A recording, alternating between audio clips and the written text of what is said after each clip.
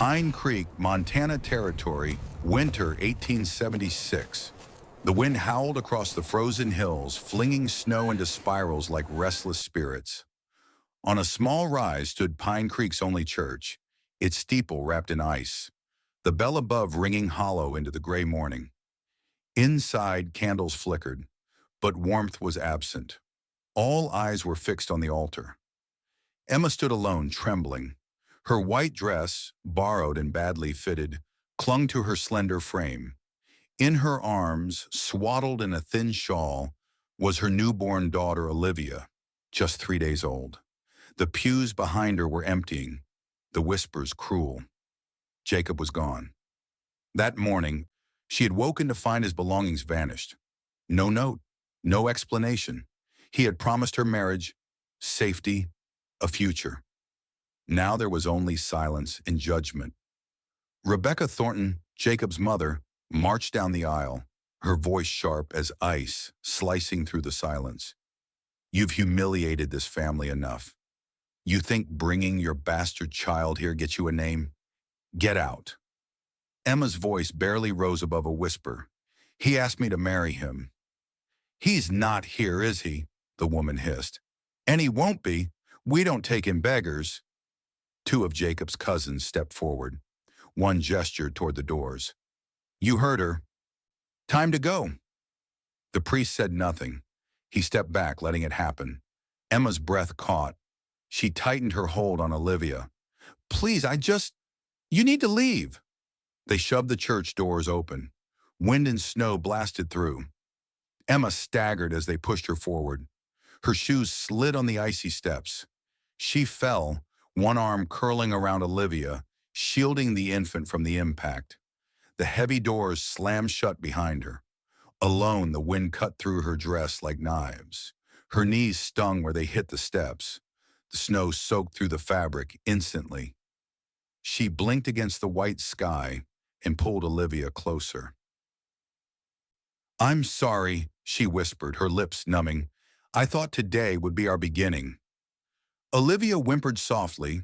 Emma's limbs felt heavy. Her body, still raw from childbirth, had no strength left. The world tilted. She slumped sideways, barely conscious, one hand still protective on her daughter's back. Snowflakes melted against her cheek. Hoofbeats echoed over the ridge. Ethan Cole had been returning from town, leading his horse with a sack of grain. He was a quiet man, rarely seen in church or saloons, living alone on the edge of Pine Creek where no one asked questions. As he passed the church, something caught his eye. Movement on the steps. He approached, boots crunching through the drift. His horse snorted behind him, restless. It was a young woman, maybe 24, wearing a wedding dress soaked through, her face white with cold. Ethan crouched beside her. There was a baby in her arms. He pulled back the shawl slightly. The infant blinked, breath fast and shallow, cheeks red from the cold. The woman stirred. Her eyes fluttered open, just enough to see him. "Please," she whispered. "Don't leave her. Not in the snow." Her head fell back. Ethan looked at the church, dark and silent. No help would come from there. His jaw tightened.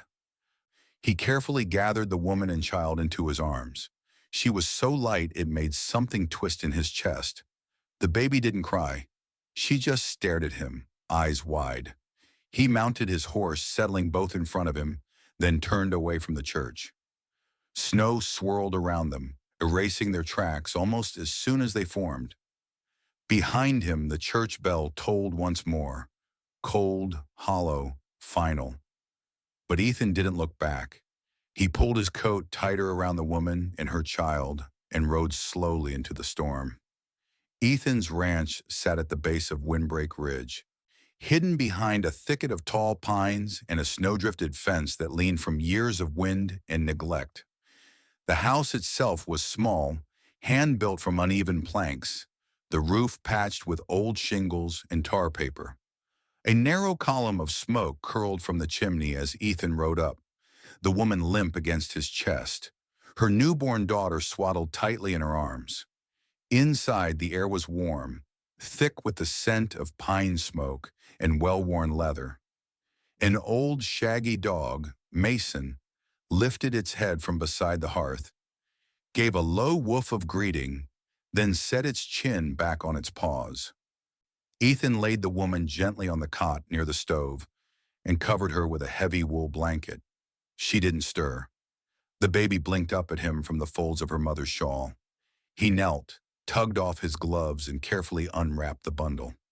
"You're quiet," he muttered, more to himself than her. Her tiny hand found his thumb and curled tight.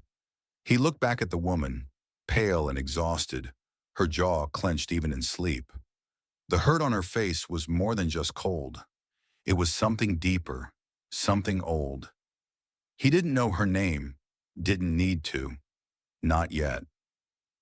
When Emma awoke hours later, the firelight painted flickering shapes across the rough plank walls. For a moment, she didn't know where she was.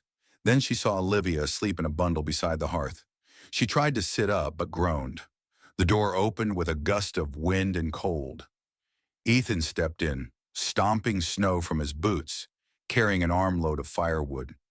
He paused when he saw her awake. "You're up," he said, setting the wood down by the stove. Emma clutched the blanket closer. "Where am I?" "My place," he answered simply. "You passed out." "And Olivia?" "Still in one piece. Loud but alive." She narrowed her eyes. "Why'd you bring us here?" He shrugged. "Didn't seem right leaving you there. You don't even know who I am." "Nope." "Maybe you should have walked on by." He crouched and added a log to the fire. "Could have. Didn't." Emma watched him, tall, broad-shouldered, with weathered hands and quiet movements. His face was rough around the edges, but not unkind. The cabin was simple. No signs of family, no lace curtains or embroidered pillows, just a chair, a worn saddle, a lantern, and a Bible resting on a windowsill. "You live here alone?" He nodded. "Me and Mason." The old dog gave a tail wag in response. Emma looked back at her sleeping baby. "How long can we stay?" Ethan met her gaze. His eyes were steady, slate gray. "As long as you need," he said. "Ain't much here, but it's warm." She looked down. "We won't be trouble." "You already are," he replied. "That's all right." That night Olivia would not stop crying. Emma, sore and feverish, tried everything, rocking, singing, bouncing gently. But the baby's cries only grew. Her arms ached, her head pounded, her own eyes stung with tears. "Please," she whispered to Olivia. "I'm trying." Then from behind her came a low voice. "Let me take her." She turned surprised. Ethan stood in his undershirt, boots unlaced, face tired but calm. "You don't have to," she said. "I know." After a long moment, she passed the baby to him.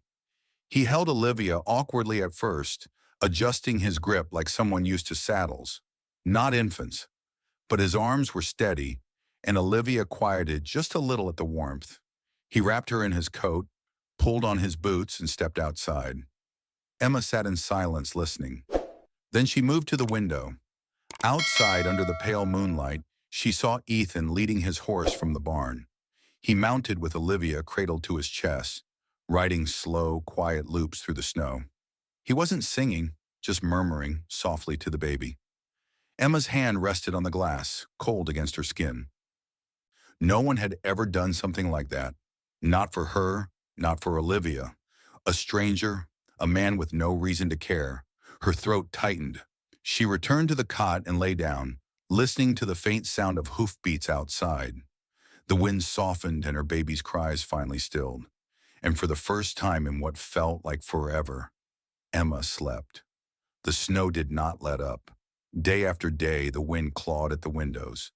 The chimney groaned, and the ranch disappeared into a world of white silence. Inside, Emma burned with fever.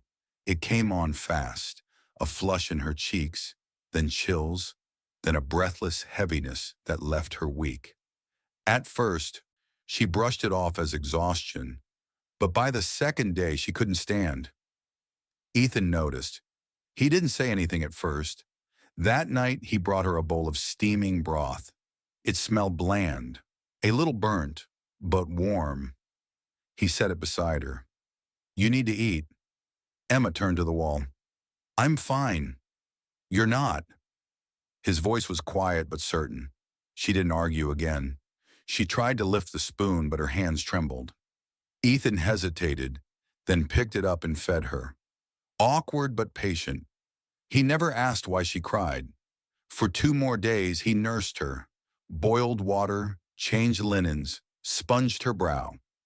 He bounced Olivia through the night, trying to hum lullabies he barely remembered. The baby spit up on him more than once. He never flinched.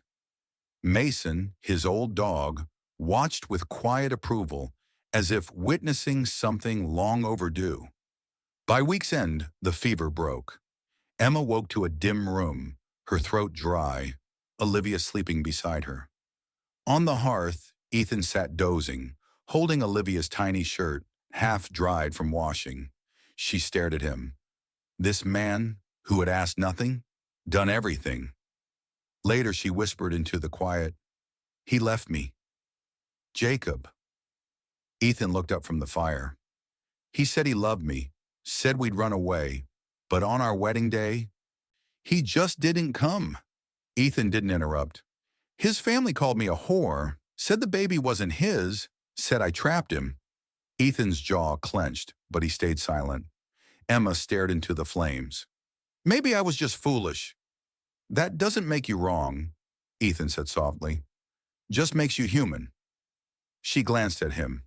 You don't seem like someone who takes strangers in. I don't. Then why me? He paused. My sister Sarah died 2 winters ago. Fever swept through town. She was 16. I'm sorry. She used to read to me, told me the world was bigger than fences and chores. He looked down. When she died, everything got small again. He met Emma's eyes. When I saw you in the snow, it reminded me of her, not your face, the way you were holding that baby, like she was the last thing left that mattered. Emma didn't respond, but something inside her chest loosened. Ethan cleared his throat. I was in the war, saw too much death, came back and just wanted quiet. Sarah was the only one who understood that. They sat in silence after that, the confession hanging between them, neither uncomfortable nor intrusive, just there, like the snow outside. In the days that followed, they slipped into rhythm. Emma remained guarded, like a door slightly ajar, never fully open, but there were cracks.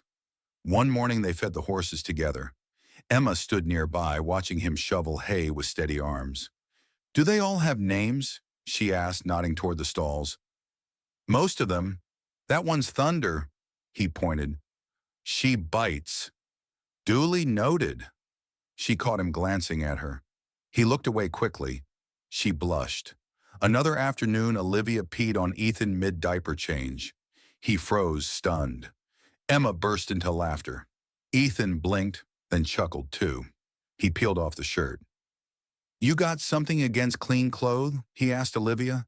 She has taste, Emma said. That evening, Ethan brought a rifle in from the barn. Emma watched as he cleaned it with methodical care. I want you to know how to use it, he said simply. She blinked at him, then at the rifle. You think someone's coming? Not yet, but it's not about them. It's about you. The next day he showed her how to hold the weapon, how to brace it tight to her shoulder, how to breathe before the shot. They used bottles as targets lined along the fence, and each time she missed, he adjusted her grip with the lightest touch, never pushing, never scolding. You're allowed to protect yourself, he said once, after she lowered the rifle too quickly. That doesn't make you hard. It just means you're alive. Something about that stuck. Back inside, Emma moved more confidently.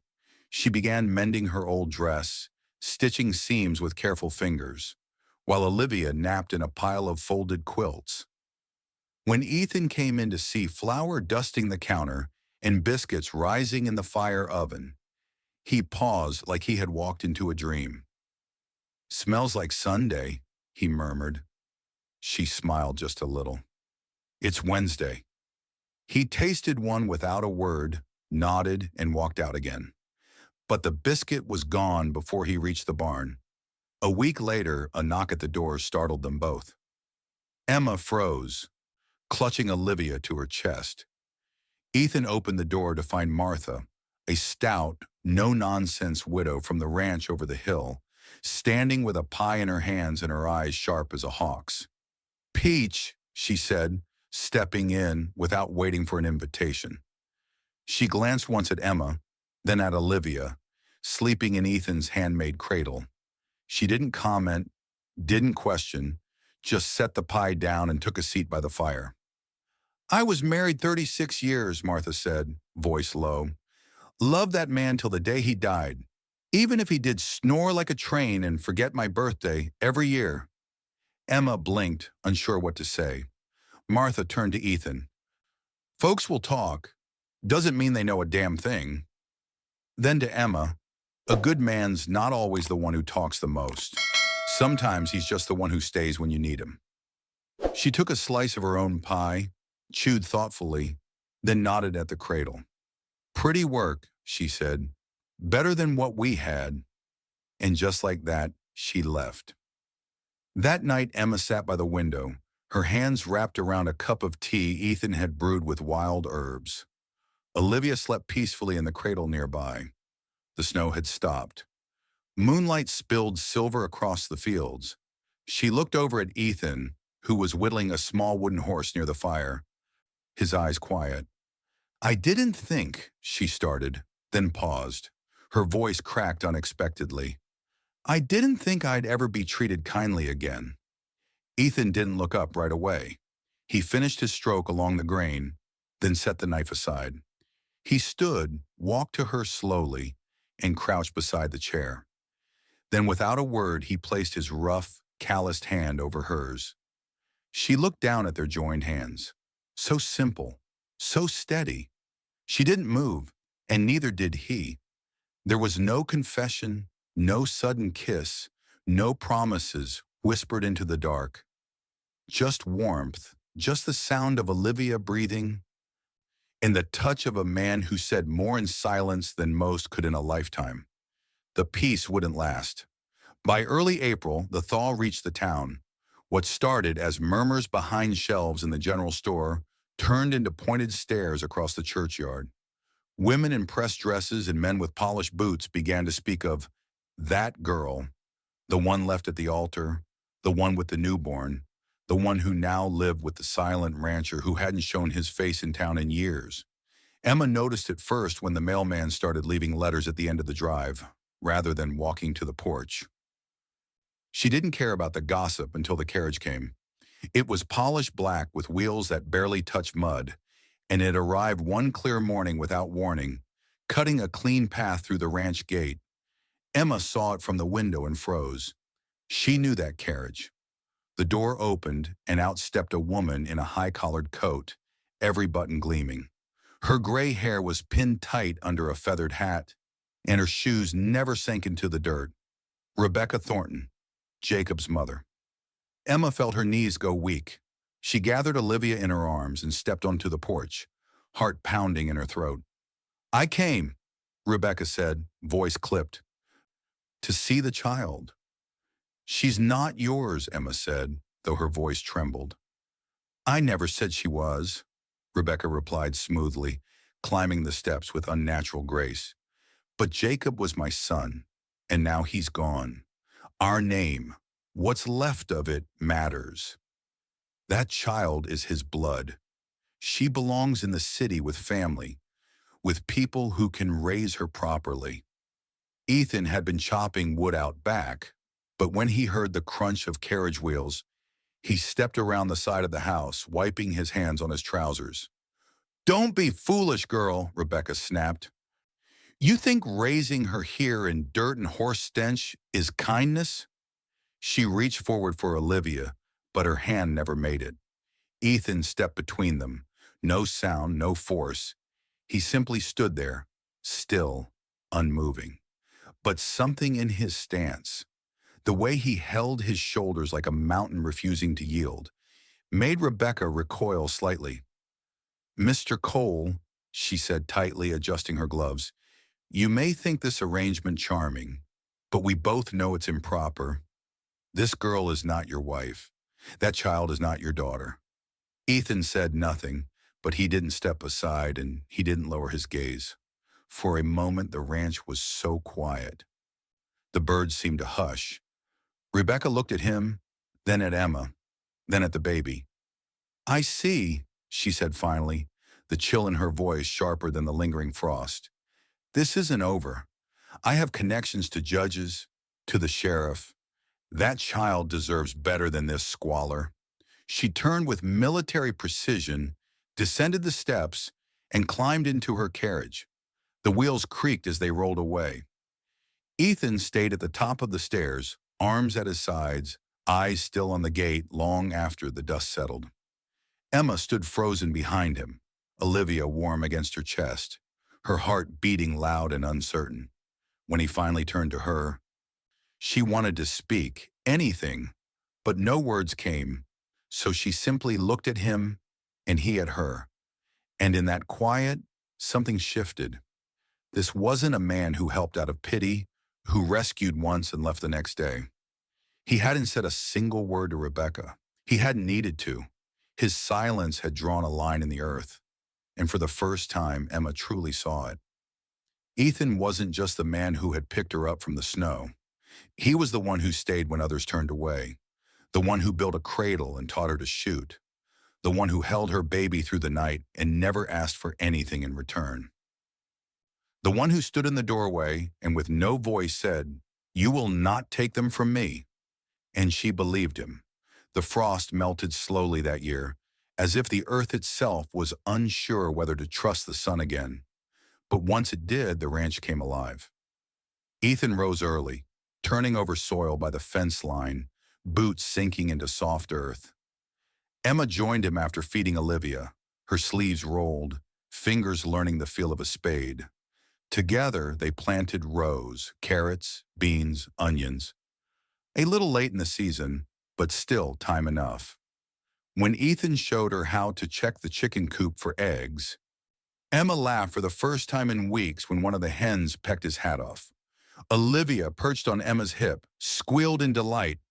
They worked side by side, day by day, fixing a broken fence, cleaning the barn, building a new shelf for supplies. At night, they sat by the fire, the air filled with quiet hums, the occasional baby coo, and the low creak of wood expanding with warmth. Emma started mending Ethan's shirts. At first, her stitches were uneven, but he wore them anyway. When he noticed a fresh patch on the elbow of his coat, he didn't say a word, just looked at her a little longer that morning. He began carrying Olivia in a sling he made from old linen. She fit snug against his chest, her little hands gripping his shirt as he moved from stall to stall. When she cried, he'd walk slow circles near the fence, whispering things Emma couldn't hear, and somehow she'd quiet. Sometimes Emma would pause mid-task, watching them through the open window. His wide shoulders curved protectively, Olivia's cheek pressed against him, like she had never belonged anywhere else. But Rebecca's threat lingered like a storm cloud on the horizon. One morning, the sheriff and a stiff-backed lawyer arrived at the ranch. Emma watched from the window, heart in her throat as they approached the house. "Ma'am," the sheriff said when she opened the door, hat in hand, "there's been a petition filed regarding the child. Mrs. Thornton claims the baby is her granddaughter and that you're unfit." The lawyer stepped forward with a document. "The court date is set for next week. Mrs. Thornton is seeking full custody based on your unmarried status and living arrangements." Emma gripped the doorframe. "She can't take my daughter." "I'm afraid the law often sides with established families in these matters," the lawyer said not unkindly. "Without a husband, steady income, or proper home." "This is a proper home," Ethan's voice came from behind her. He'd approached silently, his presence suddenly filling the doorway. The sheriff shifted uncomfortably. Ethan, been a while. Tom, Ethan nodded. Still doing other folks' dirty work? The sheriff flushed. Just delivering legal papers, nothing personal. Feels personal. The lawyer cleared his throat. The issue at hand is the child's welfare. An unmarried mother living with an unrelated man. The court will have concerns. Emma felt the world tilting again, the way it had on those church steps. But this time, Ethan's hand found the small of her back, steadying her. Then I'll marry her, Ethan said simply. 3 pairs of eyes turned to him in shock. Ethan, Emma whispered, if that's what it takes. His eyes never left the sheriff's. We'll be at the courthouse tomorrow. You can witness it yourself, Tom. The sheriff and lawyer exchanged glances. Well, the lawyer said finally, that would change matters. After they left, Emma stood in the kitchen, hands trembling. You don't have to do this, she said. Ethan looked at her steadily. I know. It's just words on paper, just to keep Olivia. He stepped closer, his voice low. I don't want you thinking it's just for the papers. But if it helps you keep her, then yes, marry me. Emma searched his face, looking for doubt, for reluctance. She found none. That night she couldn't sleep. She sat by the window, watching the moon track across the sky, marrying a man she barely knew. Again. Except this time, it was different. This man had proven himself with every silent action. This man had stayed. The next day, they rode to town together. The courthouse was small, the ceremony brief. The sheriff stood witness, his face unreadable. Martha brought flowers and a stern look for anyone who dared whisper. The local pastor, who had once turned away from Emma at the church, now spoke words of union, convinced by Martha's no-nonsense testimony about the couple. When it came time for vows, Ethan surprised them all by speaking. She came with the snow, he said, voice rough from disuse. And for a long time before, I thought snow was all there was. He paused, searching for words. But she brought life into this place. Laughter, fire, a child's breath against my chest. His voice faltered slightly, but he continued. She made it a home again. He looked at Emma, eyes soft. She came with the snow, he said, quieter now. But I knew from the start she was warmth. Emma's eyes brimmed. The pastor pronounced them husband and wife. No grand celebration followed, just Martha's quiet approval and the sheriff's grudging nod. They were nearly home when they saw it. Another carriage, this one dusty from travel, waiting at the ranch gate. Emma tensed. Ethan's hand found hers. As they approached, a man stepped out, tall, well-dressed, but haggard around the eyes. Jacob. Emma, he called, voice uncertain. She pulled the horse to a stop. Olivia slept against her chest in the sling Ethan had made. What are you doing here? She asked, voice steady now. I came back for you. Jacob stepped closer, eyes darting between her and Ethan. Both of you, I made a mistake. I was scared. You left me on our wedding day, without a word. I know, I'm sorry. He reached a hand toward the horse's bridle. Mother told me what happened. How you're living out here with this. He glanced at Ethan. Mother says I need to make it right. Take you back to Boston. Give the baby a proper name. From the carriage, Rebecca emerged, triumph in her eyes.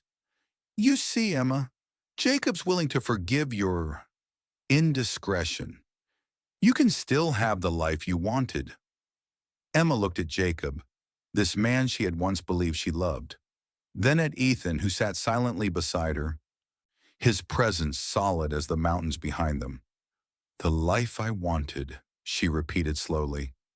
She thought of the church steps, the cold, the fear, then of Ethan feeding her broth, teaching her to shoot, his hands gentle as he held Olivia.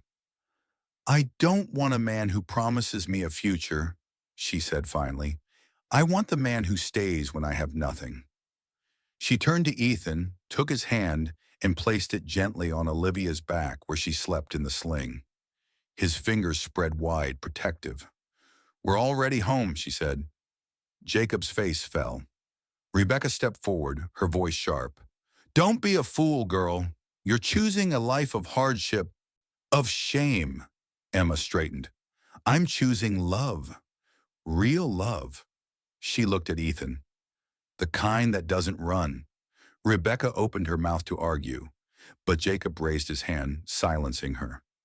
I understand, he said quietly. I'm too late. He stepped back from the horse. I really am sorry, Emma. I know, she said, and somehow she did. They rode the rest of the way home in silence, but it was the comfortable kind, the silence of people who didn't need words to understand each other. The seasons turned. Spring melted into summer, summer burned into autumn, autumn frosted into winter, and winter blossomed again into spring. The ranch thrived under their care. Emma's garden expanded. Ethan built a proper fence. Olivia grew, her first tooth arriving during a thunderstorm, her first steps taken across the kitchen floor, while Mason watched, tail thumping. One golden evening, Emma rocked Olivia on the porch swing Ethan had built, while he worked leather nearby. The sky turned soft with dusk. Olivia toddled over, grabbing Ethan's coat. He looked down, her dimpled face beaming. Daddy, she said. Ethan blinked, his hand stilled. He turned quickly, fiddling with the reins. From the porch, Emma brought her hand to her chest. Daddy, Olivia said again, laughing. Ethan stayed quiet, but he rested his hand gently on Olivia's head. Then, still facing away, he wiped his eyes with his sleeve. Emma walked over, placing a hand on his back. She knows, she whispered. He didn't speak, but he covered her hand with his. No grand words followed, just Olivia's laughter chasing a chicken, Mason's bark fading into sleep, and the wind moving softly through the tall grass. Each year, on the anniversary of that snowy day at the church, they returned to town. Emma wore a dress she had hemmed with care, Ethan his best boots, Olivia a bonnet too large for her curls. They left a bouquet, always wildflowers, on the steps of the church. No words, just flowers. A goodbye to what had been, a thank you to what came after. Inside their home, by the fire's glow, Emma wrote in her journal, the pages worn soft at the corners.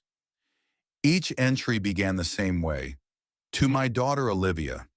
She wrote of snow and silence, of a man with kind eyes who didn't ask questions, of blankets and fever in a cradle of old pine. She wrote not of rescue, but of slow, quiet healing. She wrote of Ethan, not just the man who saved them, but the man who stayed. The frost had long since melted, and Emma had no need to look back. Because peace had come, slow and steady, and love like snow had stayed.